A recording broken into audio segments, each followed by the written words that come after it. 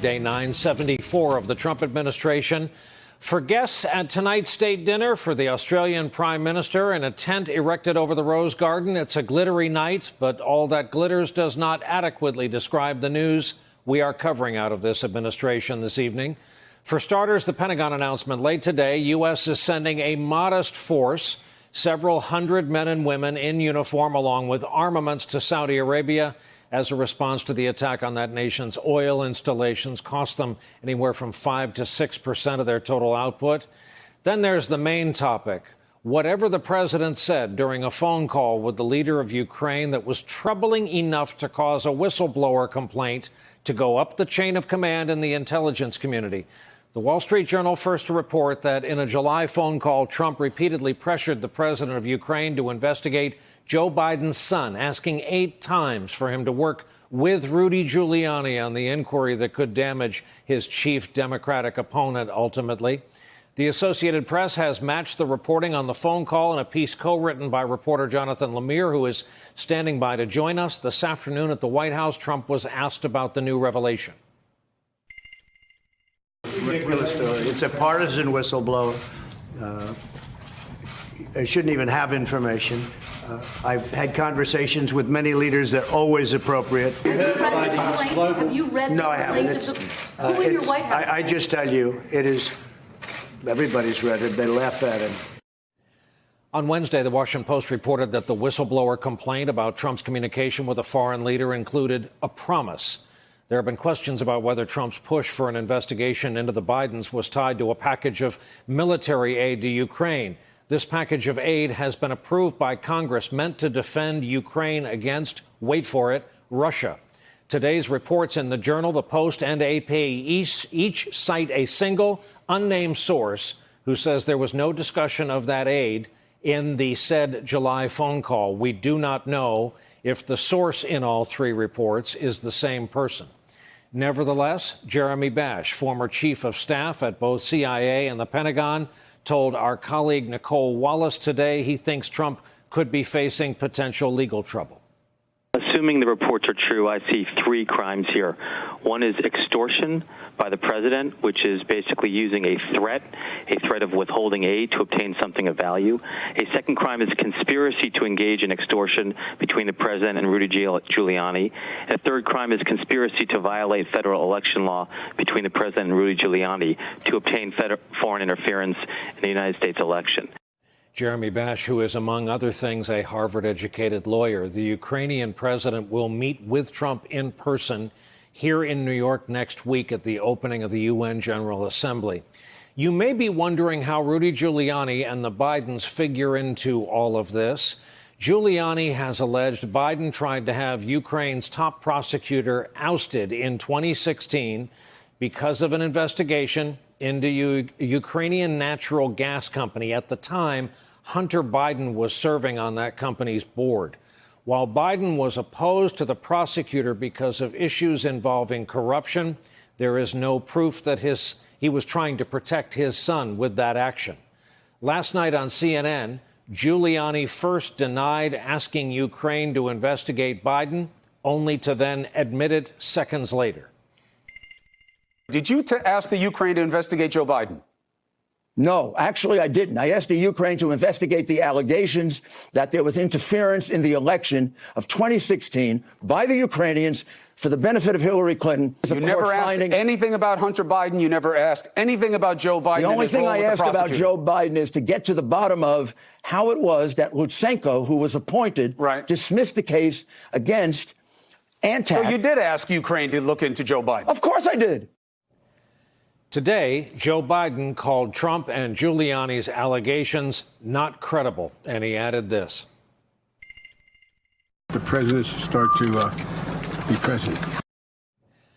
Late this afternoon, Biden further issued a statement about these latest reports on Trump's conversations with the Ukrainian leader, which said in part, and we quote, "If these reports are true, then there is truly no bottom to President Trump's willingness to abuse his power and abase our country. Donald Trump should immediately release the transcript of the call in question and direct the Office of the Director of National Intelligence to stop stonewalling and release the whistleblower notification." to the Congress. Lot to talk about, as we say, as we end another weekend. Here for our leadoff discussion on a Friday night, Frank Figliuzzi, former FBI Assistant Director for Counterintelligence.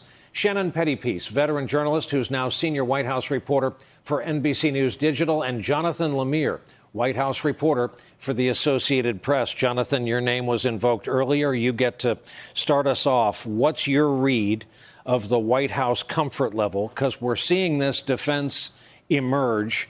President can say anything he wishes, and everything he says is proper. Well, tonight is an idyllic scene at the White House. The state dinner with the Australian Prime Minister is just wrapping up. It's in the Rose Garden. The Marine Corps band is playing Battle Hymn of the Republic. But behind the scenes, there's definitely some tumult and concern as this news comes to light.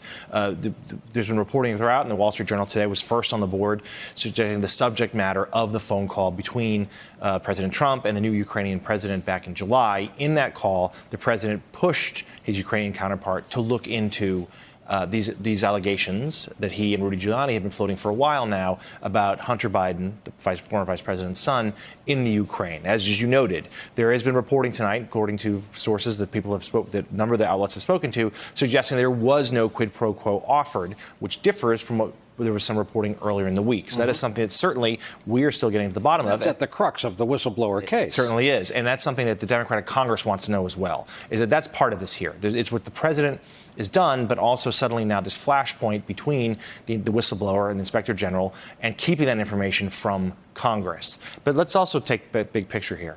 That phone call with the Ukrainian president took place one day after Special Counsel Robert Mueller testified before Congress. His somewhat faltering performance was viewed by many in the White House as sort of the end of the Russia probe. That shadow had finally been lifted from over the West Wing. The very next day, it appears that President Trump was seeking foreign interference, foreign help against another political rival, in this case, Joe Biden.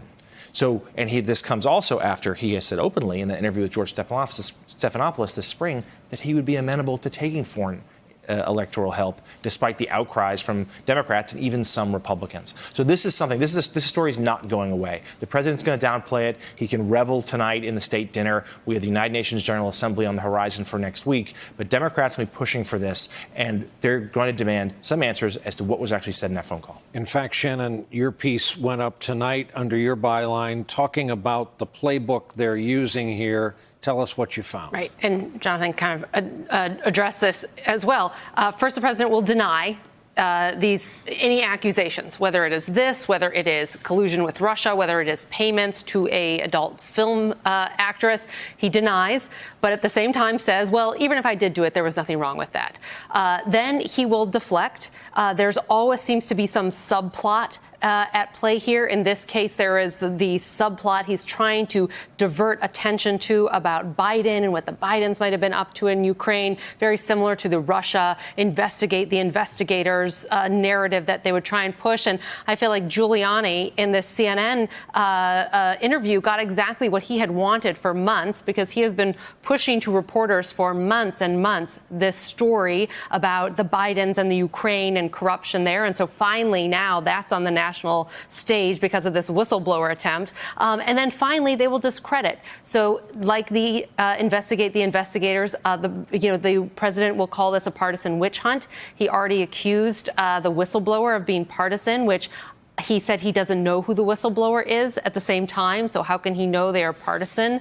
How can anybody around him know? Because as far as I'm aware, the whistleblower's identity is not supposed to be something shared widely within the White House. Yeah. But nonetheless, he goes forward and says that this is just a partisan attack. And so that's what we'll see. And then when Democrats in Congress try and investigate it, again, it will now all of a sudden go into the realm of politics, just like the Russia investigation or just like investigations into emoluments. And I think their end goal, like with the Russia investigation, is for everyone to be confused, to sort of throw up their hands, say, I don't know which side is which here, and hope that there's a slice of the electorate that just gives up and moves on to the next story. Okay, Frank, you're our closer. We're talking politics up here. We're talking strategy largely. Talk to us about the laws governing public corruption. So, Brian, I think what everyone needs to understand, that if this was anybody but the president, let's make this the local county commissioner. and the same set of facts, a public official seeking something of value, in this case, an investigation of his political opponent, in return for a promise, indirect or direct, it can be an implied promise of that he's going to take an official act on your behalf if you do what he wants. That case gets opened at the local FBI office. That's what we're talking about here. It's not that complicated. The most widely used law federally against public corruption says just that. A public official can't seek directly or indirectly a thing of value in return for a promise of an official act. Could be implied. So what are we talking about here? We're talking about $250 million in military aid. Brian, if I have the ability to give you $250 million and I say to you in a phone call, or maybe 8 times in a phone call or subsequent phone calls, hey, Brian, there's this thing I want you to do for me. You're going to infer that that's linked to you getting the cash from me. And that case gets opened at the local FBI office. It doesn't matter. This reporting we're hearing from sources who are telling various major media outlets, hey, there was no quid pro quo. We never linked it to the military aid. Let me tell you something about that. Back in the FBI, in the counterintelligence days when I was there, if we found out that 3 different agencies were getting the exact same story from a source or multiple sources, we would look suspiciously at that source. What am I saying? I think that sounds like spin coming from the White House. Oh, there wasn't a quid pro quo. The president just talked about Biden. It doesn't matter. It can be implied or indirect. There's a problem here legally for the president.